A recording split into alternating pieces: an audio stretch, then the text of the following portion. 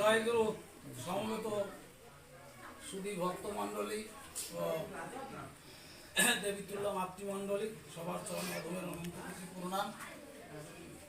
কোনো বিশ্বাস নাই আছে এখানে আজকে জানরা আসি সবাই যে এখানে যে প্রসাদ হবে সেই প্রসাদে যে সবাই অংশগ্রহণ করতে পারবো এরও কোনো নিশ্চয়তা নেই। তাইলে একটা বিষয় হলো আমরা এইভাবে আসছি এখানে চিরদিন কেউই থাকতে পারবো না, সবাইকে চলে যেতে হবে। প্রথম যে গানখানা হয়েছিল বহুদিন হয় স্বদেশ ছাড়া, মানে আমার নিজের দেশ ছাড়া। তাহলে আমরা ওখানে কথা হয় কেন? তো আমরা এই যে দেশে আছি এটা আমাদের বিদেশ কি, তাই না? এবং এই বিদেশে কে কত লক্ষ বার যাবত আছি বা লক্ষ বছর যাবত আছি এটারও কোনো কিন্তু আমরা সঠিক বলতে পারি না। পারি? কারণ এই যে মানব জন্ম পেয়েছি এর আগে আমি কি ছিলাম তা তো আমি জানি না। তাইলে আমি অনেক দিন হয়, ওই যে বহুদিন মানে লক্ষ লক্ষ বছর হয় আমি স্বদেশ ছাড়া। তাহলে এখন প্রশ্ন হলো আমার স্বদেশ কোথায়?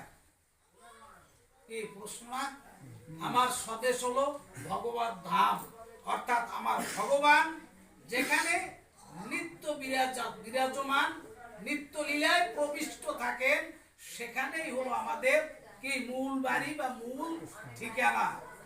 আমাদের নাম জিজ্ঞাসা করে আমরা বলি হ্যাঁ মাস্টার বিধানচন্দ্র রায়, প্রফেসর বিমল ইন্দু হালদার, আচ্ছা বাবু হীরেন্দ্রনাথ বারৈ, ঠিক আছে? এটা কি আমাদের পরিচয়? এটা মূলত আমাদের কারো পরিচয় নয়। আমাদের পরিচয় কি? আমরা কি ভগবানের দাস, হরির দাস, কৃষ্ণের দাস, যা বলি আমরা প্রভুর দাস, তাই কিনা?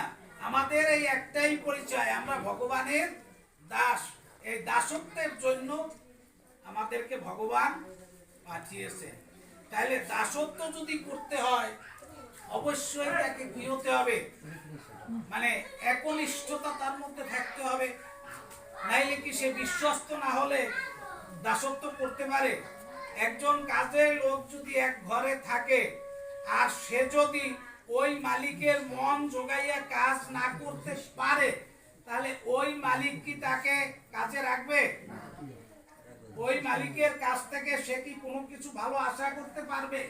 তাহলে আমাদের মালিককে ভগবান, ভগবান আমাদেরকে পাঠিয়েছেন। এই যা কিছু করি এটা মূলত ওই যে গীতায় বিমলদা বলেছেন কর্ম, কর্ম হলো ত্রিবিধ, অর্থাৎ একটা হলো কর্ম, আর একটা হলো কি অকর্ম, আর একটা হলো বিকর্ম। বিকর্ম মানে কোনো কর্ম না, অকর্ম মানে কি? অর্থাৎ এই আমরা যা কিছু সংসারে করি এগুলো হলো সব অকর্ম, এটা কোনো কাজের মধ্যে না, ঠিক আছে? এটা বেঁচে থাকার জন্য। আর কর্ম কোনটা?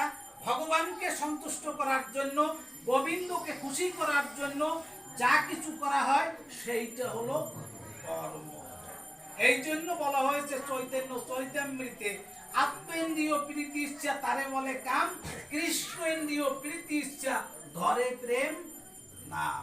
আমার আত্মসুখ বাঞ্ছার জন্য, স্ত্রী পুত্র পরিজনের জন্য আমি যা কিছু করছি এটা মূলত কি কাম। এর মধ্যে জড়জাগতিক কামনা বাসনা, হ্যাঁ মোহ লোভ লালসা এইগুলা আছে। কিন্তু ভগবানের প্রতি যদি কেউ কিছু করে সেইটা হলো মূলত কি প্রেম, বা সেইটা হলো ওই অকামনা কাম, বা যেটাকে বলা হয় নিষ্কাম কর্ম। বোঝা গেল? তাইলে আমরা যা কিছু করবো বিমলদা বলেছেন যে কর্তৃত্ব অভিমান ত্যাগ করে করব, যে আমি কর্তা, আমার বাড়ি, আমার গাড়ি, আমার ছেলে, আমার মেয়ে, এই আমার আগে কি করতে হবে? ত্যাগ করতে হবে, আমিত্বটাকে ত্যাগ করতে হবে। তো এক যোগীর কাছে এক ভক্ত গিয়েছিল, গিয়ে জিজ্ঞাসা করছিল, নামটা এই মুহূর্তে আমার মনে নেই, যে প্রভু আমি কতদিনে মুক্তি পাবো? বলছে যতদিনে তোমার এই আমিত্ব বুঝবে ততদিনে তুমি মুক্তি পাবে। ওই যে আমি মুক্তি পাবো বলছে, ওই আমিত্বটা যেদিন তোমার শেষ হয়ে যাবে, চলে যাবে, সেই দিন তুমি কি হবে? মুক্তি পাবে। এখন আমি ঘরের কিছু কথা বলবো। আমার এটা আজকের মনেরই একটা টার্গেট যে ঘর সংসার নিয়ে আমি কিছু কথা বলবো। বর্তমান যুগটা কি? কলিযুগ। কলিযুগ না, 4 ভাগের 3 ভাগ কি?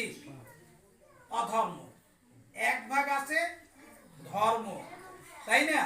তাইলে এই কলি আমরা ভাগবতে পাই 5টা জায়গায় থাকে।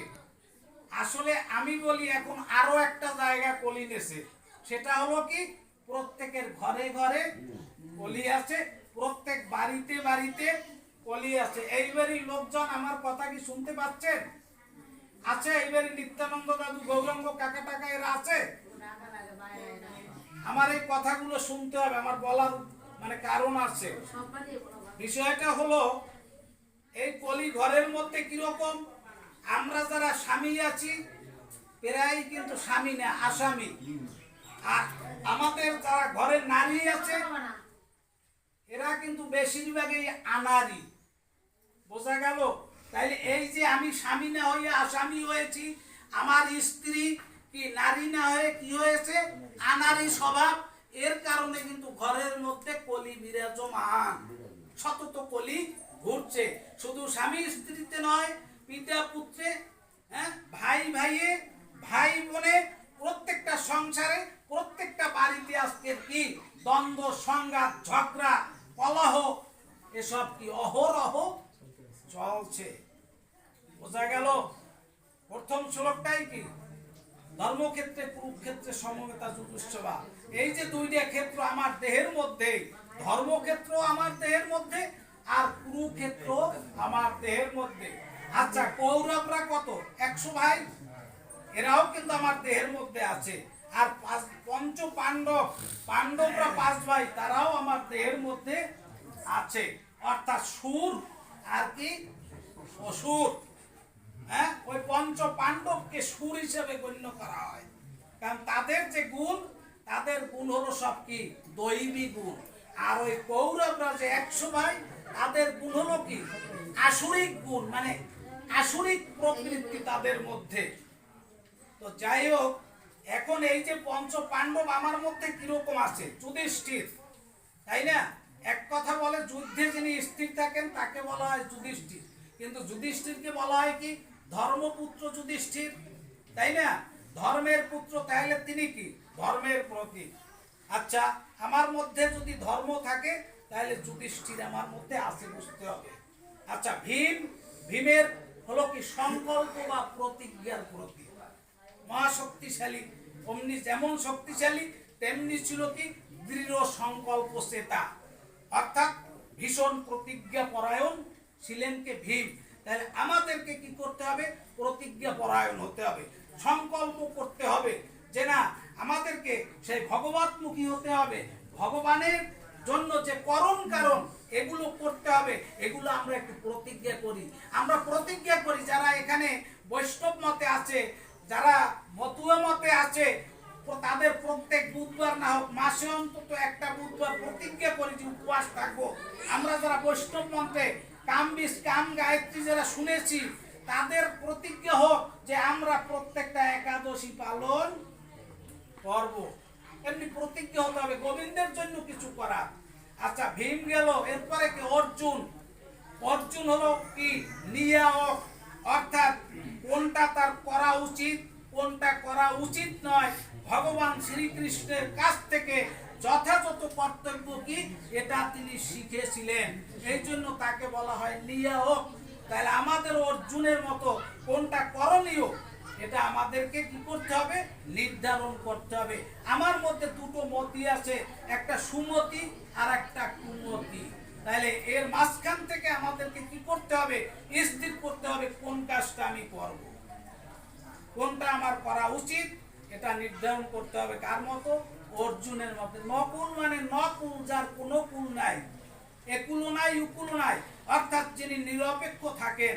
তাহলে আমাকে প্রতিজ্ঞা করতে হবে যে আমি নিরপেক্ষ থাকবো। ওখানে একটা ঝগড়া চলছে, আমি গিয়ে কি কোনো একটা পক্ষ অবলম্বন করব, এক পক্ষে গিয়ে লাঠি ধরবো? হ্যাঁ, তাহলে কি আমি পক্ষপাতগ্রস্ত হয়ে যাব না? তাহলে আমাকে কি হতে হবে? নিরপেক্ষ হতে হবে। কার মতো? নকুলের মতো। আর সহদেব পঞ্চ পাণ্ডবের মধ্যে সবচাইতে সুন্দরকে এই সহদেবের চেহারা। তাহলে এ থেকে বুঝাইছে আমাদেরকে সৌন্দর্যের পূজারী হতে হবে। এই পাঁচজনের কাছ থেকে 5টা গুণ অন্তত যদি কারোর মধ্যে থাকে, তাহলে আমার এই যে ক্ষেত্রটা, এই যে দেহটা, দেহ নামক ক্ষেত্রটা, এটা তখন কুরুক্ষেত্র না হয়ে কি হবে? ধর্মক্ষেত্র হবে। হরে কৃষ্ণ। আরেকটু কথা আগায়। বিষয়টা হলো আমাদেরকে, আমরা এই যা কিছু করি, কুপথে বিপথে যে পরিচালিত হই, এর কারণ হলো কি? আমাদের মধ্যে 6টা বেগ আছে। 6টা খুব সম্ভব। আচ্ছা, প্রথমটা কি? একটা হলো যেমন বাক্য বেগ। বাক্য বেগ, এই যে বেগের কারণে দেখা যায় ঘরে ঘরে, জনে জনে, প্রত্যেকটা বাড়িতে বাড়িতে কি দ্বন্দ্ব সংঘাত লেগে থাকে। অর্থাৎ মুখে যা আসছে বলে ফেললাম, মুখে একটা গালি আসছে যেটা অশোভন, যেটা আমার মুখে মানায় না, সেটা আমি দিয়ে ফেললাম। এই কিন্তু সংঘাত শুরু হয়ে গেল, অশান্তি শুরু হয়ে গেল। তাহলে কথাবার্তা বলার আগে আমাদেরকে ভেবে চিনতে বলতে হবে যে এই কথাটা বললে আমার পাশে যাকে আমি বলছি সে যেন কোনো কষ্ট না পায়। এই চিন্তাটা যদি আমাদের থাকে, তাহলে কি আমার বাক্যের দ্বারা, আমার কথার দ্বারা আমি কি কাউকে পীড়িত করব, কাউকে কষ্ট দিতে পারবো? আমার একটু ভাবতে হবে। কারণ কি, নইলে আমরা আসলে কি কুকুরের চাইতেও নিকৃষ্ট জীব আমরা। যদি বলেন কেমন কথা, আমি প্রমাণ দিয়ে যাব। একটা কুকুর যদি ভগবত চরণ পেতে পারে, গোবিন্দের চরণ পেতে পারে, গৌর সুন্দরের চরণ নিয়ে, চরণে শরণ নিয়ে ওইখানেই যদি দেহ রাখতে পারে, তাহলে সেই কুকুরটার চাইতেও আমরা নিকৃষ্ট। ওই উপখ্যানের দিকে আমি গেলাম না, গেলে একটু সময় লাগবে। ঠিক আছে? আচ্ছা, ওই গানের মধ্যে ছিল বন্দী হলেন কামুকপাড়া। আমরা মূলত এই কাম কামনার দেশেই আছি। একটা কুকুর নয়, শুধু একটা পশু জগতে যারা আছে, বছরে একবার মাত্র হয়তো বা দেখা যায় কি ওই যে সঙ্গম করে বা মৈথুন কর্মে লিপ্ত হয়। তো যাই হোক, এর চেয়েও কিন্তু আমরা নিকৃষ্ট। হিসাব করে দেখেন যে আমরা আসলে কতটুকু বিরত থাকি বা কি করি। ওই যে কামুকপাড়ায় বন্দী, ঠিক আছে? অর্থাৎ কাম কামনায় আমার দেহ জড়া হয়ে গেছে, কামনা বাসনা ছাড়া আর কিছু বুঝি না। তবে একটা কথা এখানে মনে রাখতে হবে, এই সংসার সংসার সংসার করতে করতে আমরা শেষ হয়ে যাচ্ছি। কিন্তু আমার যেদিন পোষা পাখি চলে যাবে, সেদিন এই যে ইন্দ্রজিতের লক্ষ লক্ষ টাকা, ওর 1 টাকাও ইন্দ্রজিতের লগে বা সঙ্গে যাবে না। ওই যে ছেলে আছে, ওই ছেলে বা মেয়ে ভাগ বাটোয়ারা শুরু হয়ে যাবে, ভাগ করতে শুরু হয়ে যাবে। বাবার আংটিটা কোথায়, হ্যাঁ, বা বাবার ভালো শাল চাদরটা কোথায়, এইটা নেওয়ার জন্য তারা শুরু হয়ে যাবে।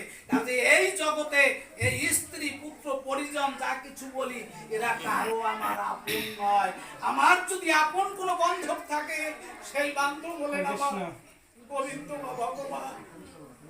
কেননা যিনি বিপদে আপদে যাকে শরণে স্বপনে স্মরণ করলে পরে আমার সমস্ত বাধা বিঘ্ন দূর হয়ে যায়, সেই একমাত্র আমার পরমারাধ্য দেব, সেইকে আমার পরম পিতা পরমেশ্বর ভগবান বা গোবিন্দ বা হরিচাঁদ ঠাকুর বলেন।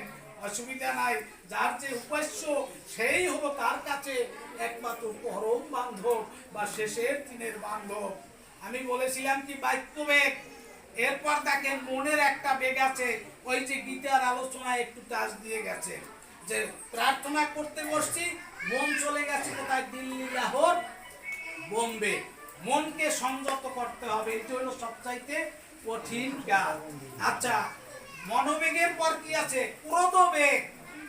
ঠিক আছে? এই যে গীতার মধ্যে আছে কাম, ক্রোধ, লোভ, এই তিনটে হলো কি নরকের দ্বার।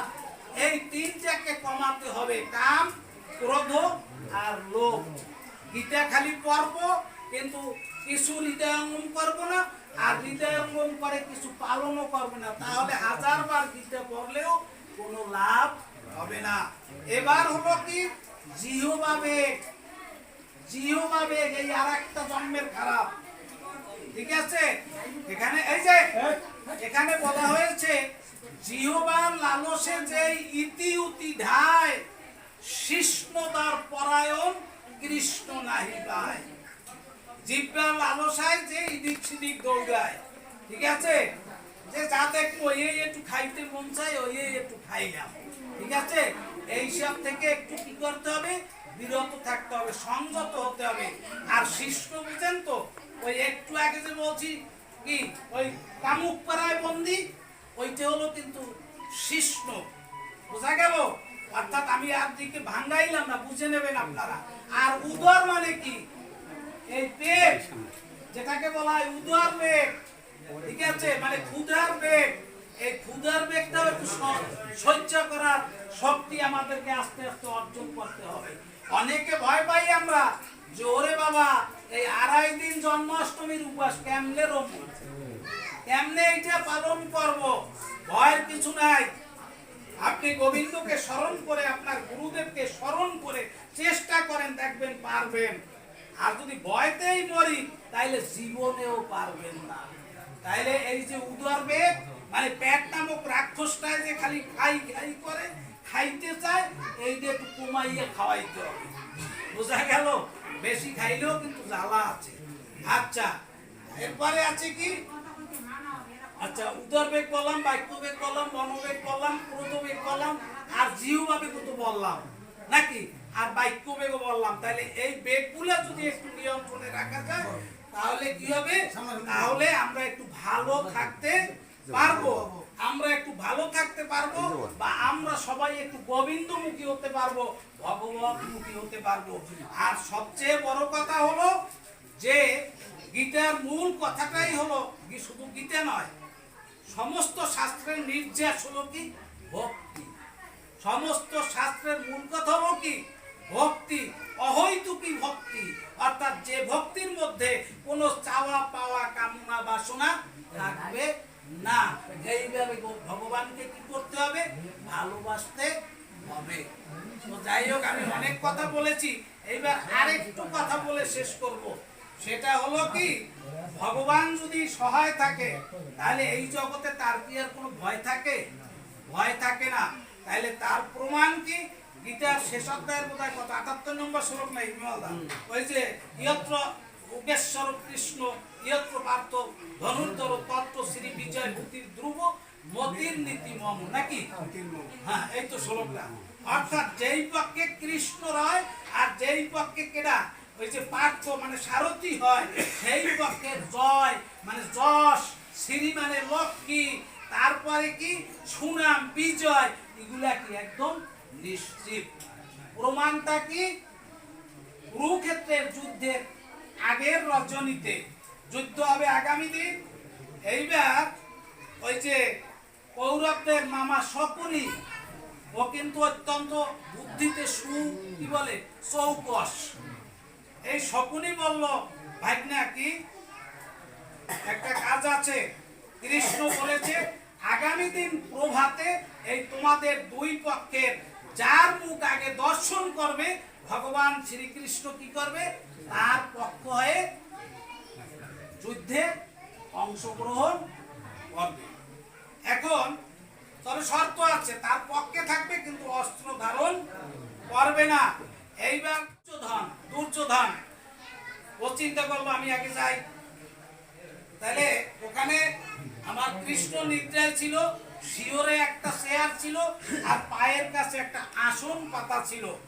আচ্ছা, দুর্যোধন কি করলো, ওরে বাবা রাজসিক ভাব না দুর্যোধনের, হ্যাঁ রাজসিক ভাব। দেখেন এই রাজসিকের জন্য কি হয়, চিন্তা করলো ওই মৃত্তিকে আসলে তো আমার বসা শোভা পায় না, কৃষ্ণের পায়ের কাছে আমি বসবো কেন? সে করলো কি, ওই মানে মাথার সামনে যে চেয়ারটা ছিল চেয়ারটায় বসলো। অর্জুন গিয়ে চিন্তা করলো যে না, আমি এই কৃষ্ণের পায়ের মানে কাছে যে আসনটা পাতা আছে আমি এই আসনে বসবো। কৃষ্ণ, এটা তো কৃষ্ণের একটা লীলা। এখন কৃষ্ণ কি করলো, মানে নিদ্রা থেকে উত্থিত হলো, ঘুম ভাঙলো।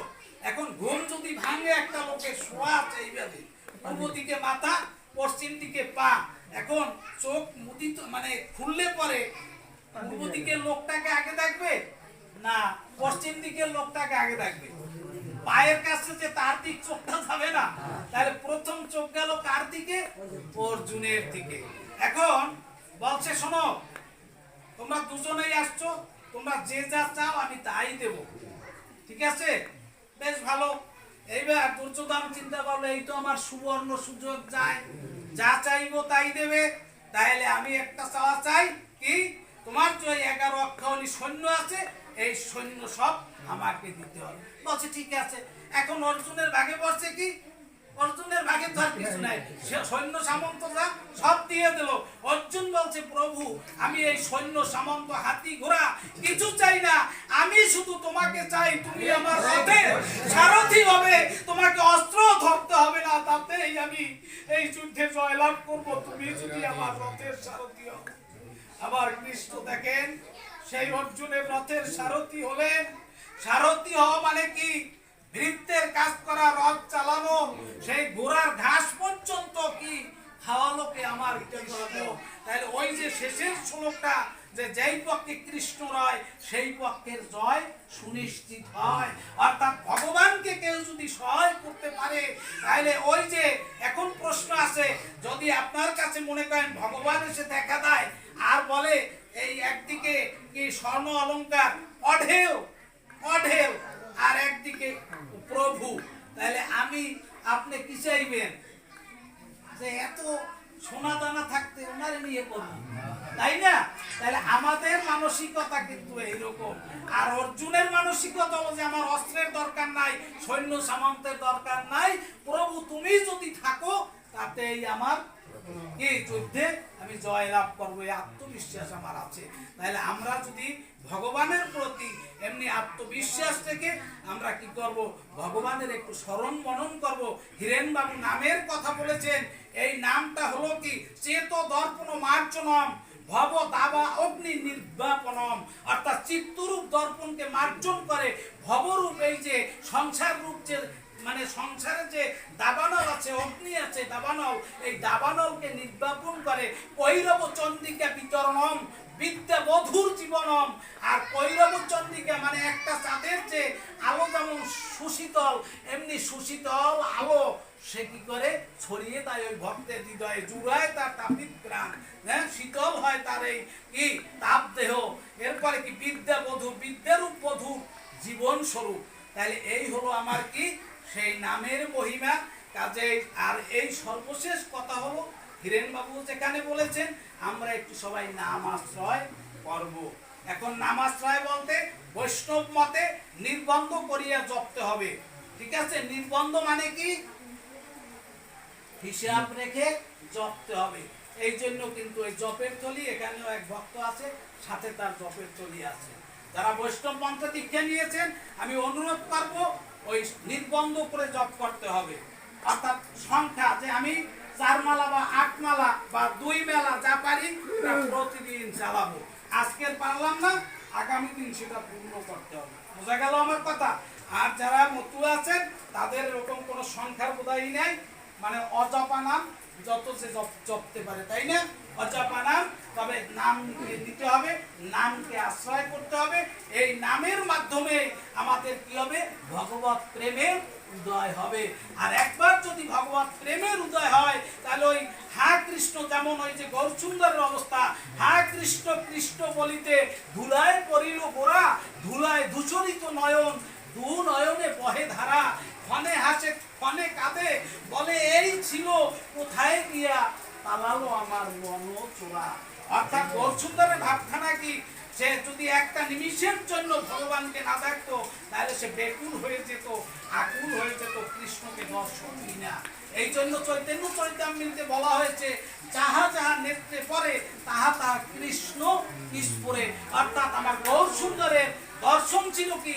ওই যে লতা পাতা গুলমাতি, যেদিকে তার দৃষ্টি যেত সেদিকে সাক্ষাৎ কৃষ্ণ দর্শন হতো সেই প্রেম রাজ্যে যদি যাওয়া যায় তখন এই সংসারটাও কি হয়ে যায় ভগবতময় সংসারে পরিণত হয়। হরে কৃষ্ণ। তাহলে আমার অনুরোধ আমরা সবাই ভগবতমুখী হব।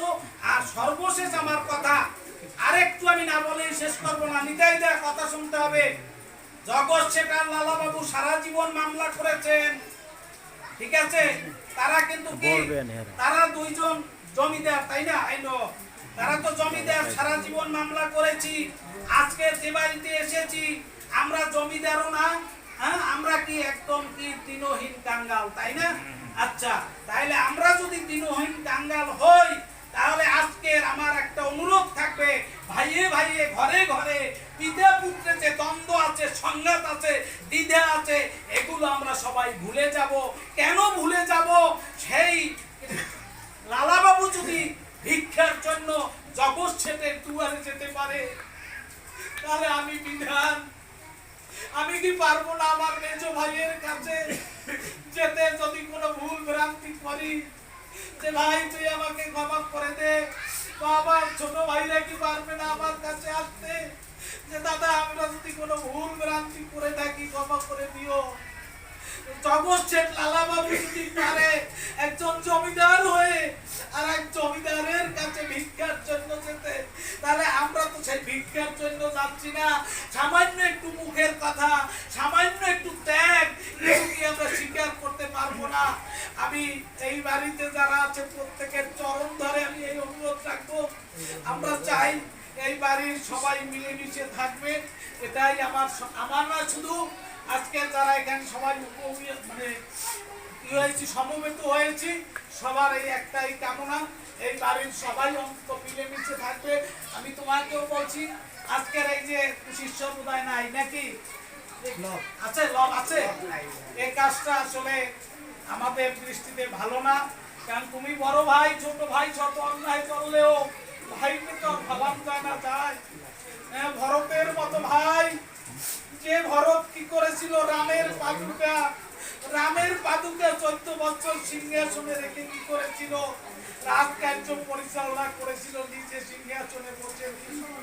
লক্ষণের মতো ভাই 14 বছর অনিদ্রায় অনাহারে, 14 বছর নিদ্রা যায়নি, 14 বছর ঘুমায়নি, 14 বছর কিছু খায়নি, ভাবা যায়?